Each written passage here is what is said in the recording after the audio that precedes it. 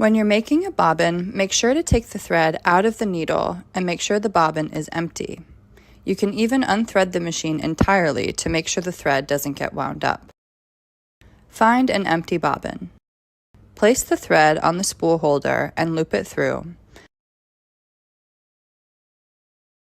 Push it through the guide hole and around and under the tension wheel. Push the thread through the bobbin hole inside out. Then place the bobbin on the pole and push this forward. Press the pedal to start winding the bobbin, holding the thread. Once there is a layer of thread around the bobbin, stop and cut off the thread.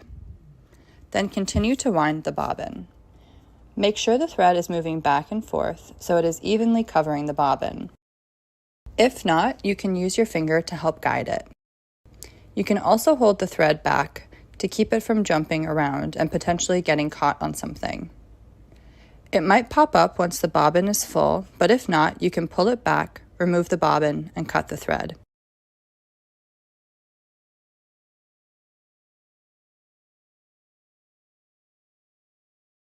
When you're done, always remember to remove your spool. We don't want it getting caught or pulled when stitching. So wind it back up, push it through the slit in the bottom, and place the piece of masking tape over the top. Then return the spool to the cart.